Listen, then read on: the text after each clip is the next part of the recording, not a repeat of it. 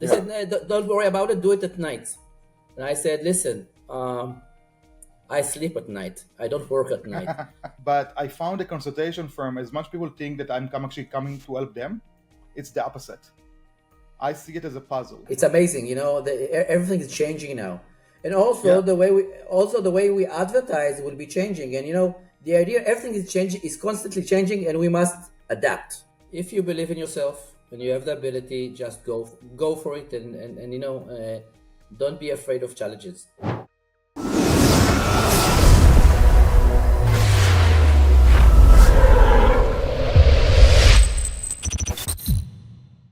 Hello, Amit. How are you doing today? Hi, Andre. I'm very good. Thank you very much for joining me. Again, as a person we're working together for many years, it's literally an honor to have you kind of being one of my first guests at this channel. It's a pleasure Uh, being here. all right. So, first of all, before we start, I want to introduce you. So, Amit is the founder of Rabak Marketing. I think we're working together for close to 10 years, Yeah, something getting like that. there. Mm-hmm. 10 years, many phone calls, and I think we met in person twice, like one time and a half, kind of. Yes, yes, that's true.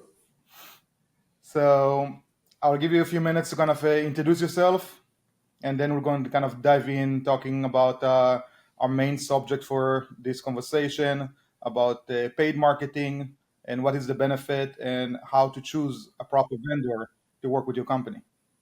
Sounds great. So I'll tell you about myself a bit. I'm 52 years old. I'm living in Israel. I'm in the online business for the last 23 years by now. It's Wow. quite a lot, yes. I start to climb the ladder a while ago, but very fast I become a VP client services at the main agencies here in Israel. Around 2015, I established my own agency, and ever since everything is great. All right. So what pushed you to go and open your own company? For again, you were an employee for many years, and you were Yeah, in like big executive positions. What it's a what good. make you to kind of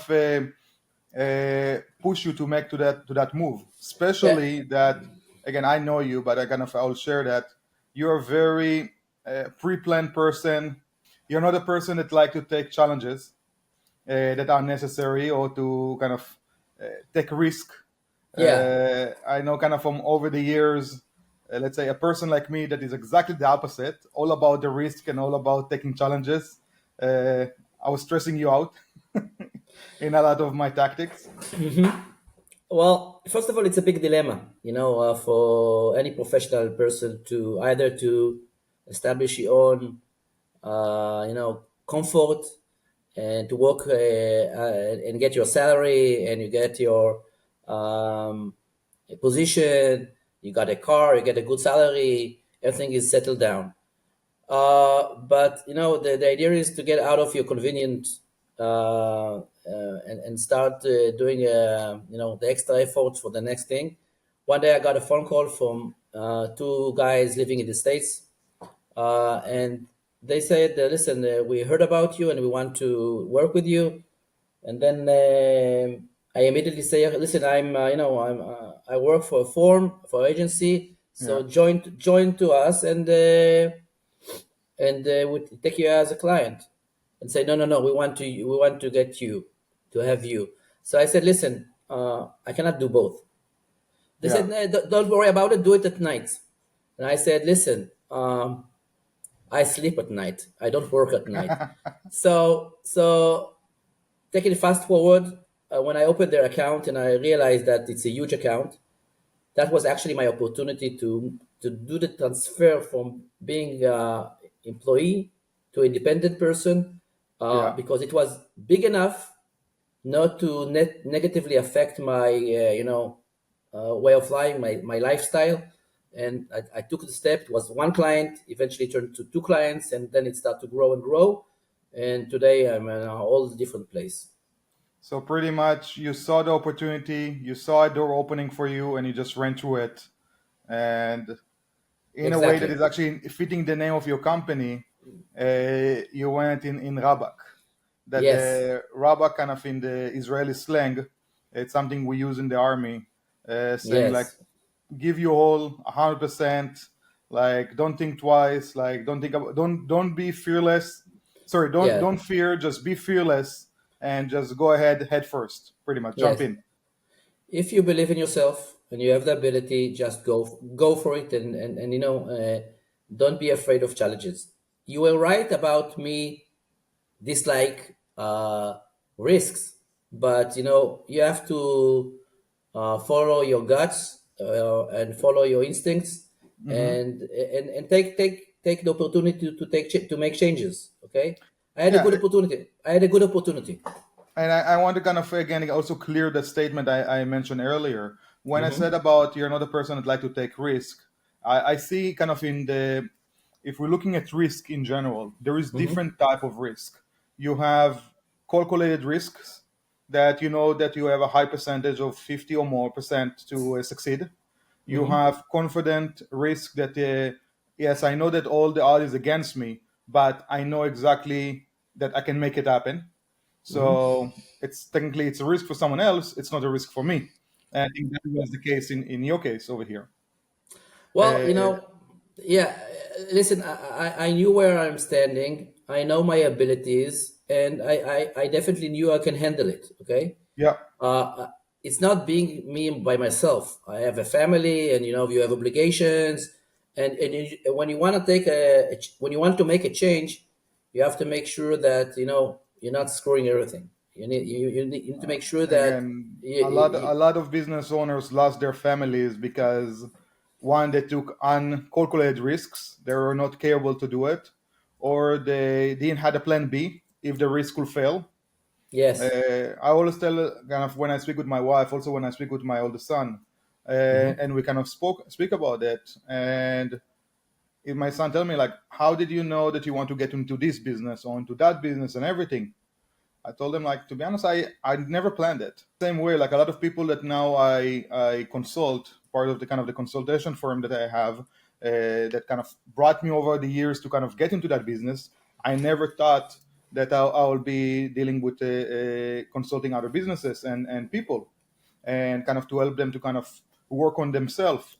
Uh, More than that, I can tell you that 4 years ago, just before the pandemic, I was actually visiting my family back home in Israel, and I Hmm. was speaking with my uncle.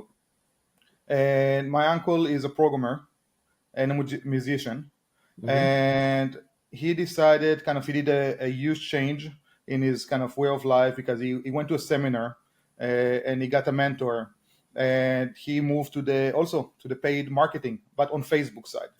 Is dealing with a very specific niche of clinics, and he's Hmm. doing very very well. And from that he started giving people also again mentoring other businesses and doing stuff for them, and very good for him. Again, he did that change in his pretty much in his 50s, and to change profession in the 50s is, as you know, it's not an easy thing. I don't know yet. I'm still not there. I'm still a baby. But it's again a 50. It's you're over 50% of your lifespan, and to do a change as a person, as a human being, I don't think it's an easy way. And so anyway, we're sitting at my grandma having lunch together, and we're discussing. I tell him what I do here in Canada, in the States, and he tell me like, you need to stop doing what you're doing. You need to do consultation for companies and people. And I told him like, it's not for me. Like I told him, who am I that will come and give people other people advice? Like I'm still learning. Like Yes. every day I learn. Every day I'm putting myself as a point to learn stuff. If it's from I just started. I'm learning a new language that I'm kind of trying to learn. I'm learning new stuff from different areas. I'm. It's very important for me to keep my head on the learning mode all the time, so I don't stop learning. Um, and when people ask me like, do you know, like I say, I don't know anything, I'm still learning. Even that I have a lot of experience with a lot of areas, but my mindset is I'm still a student, I'm learning. And again, 4 years going forward, today I found myself I'm doing actually exactly the same thing that he mentioned to me that I should. I still have my core businesses in the construction and the security area, that I'm very involved, but it's actually very connected. Because during my day to day in my business, I deal with a lot of the client relationship. So I meet on average year with minimum of 3,000 new people every year, and some of that people become also clients of mine on the consultation firm. But I found a consultation firm, as much people think that I'm actually coming to help them, it's the opposite. I see it as a puzzle, because when I'm doing security, it's more about uh, I need to secure something. I need to create a solution.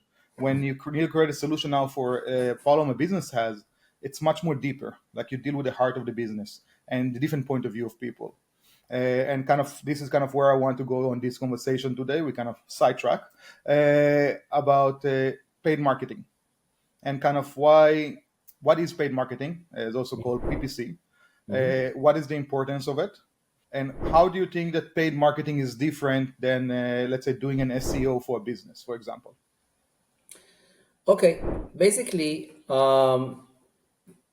Google started this process of pay per click or PPC while ago.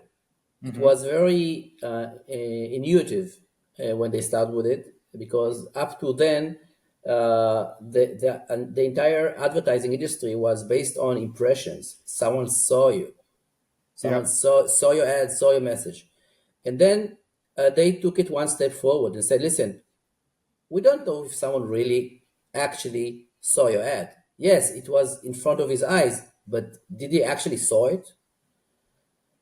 And then they said, "You know what? We're gonna charge you. Our model would be we're gonna charge you only if the potential client would actually click on your ad. yeah, Basically, will enter your website." Now, I would consider a website as a store, regardless if you are e-commerce website. It can be a product or a service, yeah. but when someone actually saw an ad and Mm-hmm. actually entered your website, he entered your shop. Yeah, He didn't buy it. He didn't buy. That would what we call conversion. He yeah, didn't perform the action, but he enters your shop and he's starting searching for the best product he wants to take to buy. Okay, yeah, then you have the opportunity to persuade him on your shop, on your website. Listen, you can tell him your story in a deeper matter, and enabling to learn about you, and to assist him to take a right decision and buy something, and do an action. It can be, for business to business, it can be submit his details. You want to be contacted by a salesperson, and they will take it further from there. yeah. Now, what Google did with the paid per click model actually lower the risk we were discussed earlier, from the someone who buys the advertising, because uh, I'm paying for actual visitors who enters my Because it's shop. able to So track that he actually sent you an email, he actually called you, how much time he stayed on your website. So there is proper tracking and proper metric yeah, that can be yeah, measured. exactly. First of all, in the internet and the digital marketing, everything is very trackable. Yeah, It's so you can dive to so many numbers and figures, but the good thing is that you can really understand what's going on in your shop. Where are the conversions? Where are the sales coming from? Where are the leads coming from? What is the source of those leads? How much did every action cost me on every different channel? Okay, for instance, Google paid. yeah, It can be a Facebook advertising. It can be Twitter. It can be LinkedIn. It depends with your marketing mix. Okay, yeah. but what is very interesting is that everything is trackable. It can be optimized very easily based on the results, and I Hmm. can and I can allocate extra budget from some channel to another channel which is performing better. Okay. So you can allocate the budgets between the different channels that and different Yeah. campaigns. So if I have, let's say, five product or five services that is in different demographic area, and again, Yes. in future videos, I actually want to touch more about the how to, let's call it, of when creating campaign. But I can see that product A is doing better in Toronto than is going to do actually in Vancouver. and it not can be only because of the consumer need for it. It can be about the way that people actually buying it. So let's say people in Toronto are more buying online. I'll get it more conversion online. So I'll get it by a request from a website through the form. I'll get it via email. In a different metropolitan, I can actually get it only by phone calls. And people actually will get to meet from a different ad that it's not about the paid. It's also about to understand the metric of how the consumer is searching. And it's very different from different areas and different countries. Yes. Well, first of all, you were referring to optimizing. So Yep. optimizing, it's a big word, but that's the task of the agency. To first to have the ROI as high as you can, Okay. and where to spend the next dime, where to spend the next dollar. Okay. In most cases, the advertiser, the client, has a limited budget. Okay. And the challenge is, how would I allocate this budget? How would I divide it into smaller pieces, into small budget per media, and how would I internally optimize it, as you said, within the platform? I have several Yep. different platforms, and I have a budget. By the way, one of the most common mistakes is to take a small budget and to allocate it into too many medias. What actually happens is that you're basically negatively affecting your ability to statistically analyze what is working and what is not. Because your For budget instance, that you dedicate is not enough for what you're trying to achieve. you have to have a minimum critical volume for Mm-hmm. each media to understand if something is statistically working or not. I will give you an Yep. example. Okay, let's assume that I start with Google Ads. It's a search Yep. campaign. So let's assume that I have 300 keywords in this account, Mm-hmm. 300 different Under triggers in under my. one campaign. Let's assume for the argument, or for the example, that it's within the account. It can be, by the Okay. way, it can be thousands. And just giving an example to illustrate the idea or the challenge. So Okay. so uh, and let's assume that each click, on average, it's a bid world. It's an auction, but just for the simplicity, let's assume that each click costs $5. Okay, Okay. and what would be my daily budget if I have my total budget is not high enough, and I want to give it a chance for each keyword to show up. But Yep. if I have too many keywords compared with my daily budget and my monthly budget, so I'm not giving the opportunity. I'm not actually testing. You cannot And actually. It's pretty much like buying a fast car, but you're driving only inside the city. You're actually not able to see yeah, exactly what the car can do. I'm limited in getting the right picture and understanding what is effective and what is ineffective, because it's too small. Okay, Yeah. it's very common for a client tell me, listen, I have $10,000 budget, but I want it to be spread, allocated to LinkedIn, Facebook, Google, and started giving a long list. I said, hold it. Well, let's first understand what would be the most efficient circle. It's about circles. Okay, Yeah. let's understand first what is the most efficient. Maybe if the demand on Google search isn't high enough, we only stick into one media. Yeah. Why? Because In way maybe to for allocate the budget in proper way, because then you can actually bring them results better. Because if you have $100 budget and every click costs you $5, you cannot spread it on 17 different platforms. exactly, and you know what? We need to put brakes. Sometimes people are eager to do that and that and that. I said, wait, my mission, my goal is to have your ROI the highest. Okay, Yeah. and I want to give you as much as much as I can for every dime you spend, every dollar you spend. So we need to figure out what is the right budget for each media and That to will stick with actually it. fit the metric for the keyword and for the industry. Pretty much also what you're saying that, again, as a campaign manager, whoever is managing a company's campaign, they have the responsibility to come to the client and say, hey, I understand this is your need, I understand this is your budget, but it does not make sense. You need to do X, Y, Z. And I can tell you from my experience, and again, as you know, before I was working with your team, I was also working with other companies. And some of my other companies in between us working together, I even was doing it for a period of time on our own internally with my marketing team. And most people won't, because the difference that I see kind of in a way, and it kind of we'll conclude our conversation on that one because we have a lot of more stuff to do, but we'll separate it to different videos. But a lot of companies, they're always talking about the traffic. They're talking about the traffic, they're talking about the stuff that's been generated, but not about the stuff that is actually been marked, that is received. So I know when I work with other companies for agencies before, and they'll say, hey, you got 5,000 traffic to your website. I'm like, okay, bullshit. I don't fucking care about it. How many phone calls? How many emails? How many forms?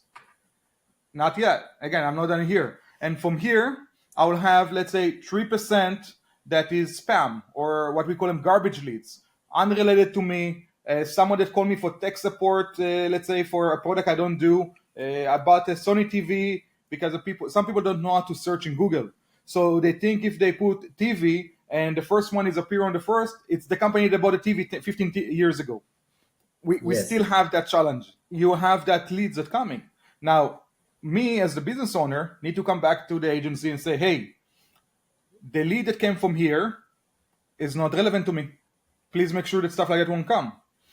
For me to have the idea from where they come, it's also the metrics that we have to be connecting on our landing pages, on our CRM, to know where this thing came from, like how that person searched. So first of all, we can fix it on a campaign, so we won't appear as a negative word, as you mentioned. Also, let's say if we're getting some areas that they're sending us spam, or for example, let's say by the MAC address we see that a postal code or a zip code in a specific area, is when we're getting a lot of this garbage leads that I call, we just block the area. If I see I'm getting a lot of spam leads from China trying to sell me products that is not relevant for me, I can block the country because technically I'm not advertising over there. And by also narrowing the campaign that much, this is also how I'm not wasting money in the end. Yes. At the beginning, there is a lot of waste. I want to state one thing. First of all, you mentioned it earlier about learning. Yeah, Okay, campaign managers are no magicians. Okay, yeah, it's a hard work, and you need to learn. You need to do what we call A/B testing. A/B testing is that, for example, it's to answer about questions: what would work and what wouldn't work. And it's not that always I know the answer in advance. So yeah. in many cases, you were discussing maybe China is a great market, maybe Maybe, but we India. have to do the research. What I'm saying is that there's a lot of questioning phase and learning and testing. And another aspect of it is communication between the Yeah, client and the agency. And one thing that really worked good for us, it was that we have a good communication. We are able to explain ourselves to each other, and you're sharing your pains, yeah, what didn't work, and we must react and execute actions to prevent it from happening again or reduce the negatively affected. yeah, So there's learning, there's a good communication, okay, and there's trying and making mistakes and fixing it, okay. Usually, it can take a while, days, maybe weeks, maybe even months, when you calibrate the account, when you make sure, yeah. Calibrate the event account. Yeah, on a certain level. Trust me, it's going to be a money machine, because it's going yeah, to be very, we keep on optimizing it, but it'll be very small adjustments, because after a while, the machine you build in online marketing, it is sustainably generating goods. yeah. It generates milk. It's like cow that generate milks every day, coming standing in the It's a money maker in, in the end. Even though it costs money, but it's become a money maker. now. for just for the idea, it's not that you can rest. Hmm. Let's assume that we arrive to this point where everything is neat, and you get your leads. They are, most of it are good leads. You're happy. You're closing deals. Everything. Is that it? Is that No, over? No, no. and it's more than that. Are Okay. you alone? Are you alone in the niche? The answer No. is no. You have competitors. Yeah. Maybe they got new agency and they're doing a great job. I mean, it's a world of contest. Yeah. Okay, No, you so have to stay. You have to stay relevant. you have to stay relevant. Maybe there's a change in the regulations. Maybe there's a new product in town. Maybe there's a new service provider in town. So you have to be Maybe there is a always. new update from Google. That stuff is changing everything. You know what? This main conversation is about paid search, and you say pay per click, okay, Yeah. or pay per click advertising. Listen, we are in a beginning of a new phase, a new Yeah. era, AI. How that is going to affect the way I work, the way I make a living, because I'm an online agency. Basically, our kids will probably use the tools they have around them differently. Yeah. Google as a search engine is relevant for the last 30 years or so. But now people are now adapting new ways of getting information. And You learning know, their the way of their working in way to adapt. So now on top of that, before you had to deal with talented people, now you have talented people with very talented programs that are actually making the person that know how to use that program that maybe is not very talented to be a competitor that he was not a competitor before it's because amazing. Yeah, it's amazing. Everything is changing now, and yeah, also the way we advertise will be changing. And the idea everything is changing, is constantly changing, and we must adapt. We must change ourselves. 100%. Okay, Kind of to update everybody. So me and Amit are going actually to do a series of videos, and kind of this is more as an intro of kind of introducing Amit and kind of touching the all elements of paid marketing, from the importance of how to create a campaign, how to choose the keyword, how to choose the proper vendor for marketing. As a marketing is the most important thing. It doesn't matter if you are a small company that even working from home and making bracelets to a major billion company. Everybody need marketing because today we're living in a very competitive world, and we have to have always to be a step ahead. And the marketing through the web marketing in any industry, it's giving us that the extra step in way to kind of keep going, bring fresh new clients in, to have good circulations between our clientele, to the work we do, cash flow. I think it's the base for everything, and I think that a lot of clients that I speak with them don't have the understanding of how much this tool is powerful. Even that, as you mentioned, Google is here almost now for 30 years, but some people don't really understand, and I think there is kind of now a new generation. Of course, it's much harder. There is a lot of different companies in the industry, and kind of we're going to talk about that specific in the future. But I want to thank you for your time on me today. I'll see you soon. sure. Let's do it again. Yeah, we will. Thank you very much. Bye bye. Take care.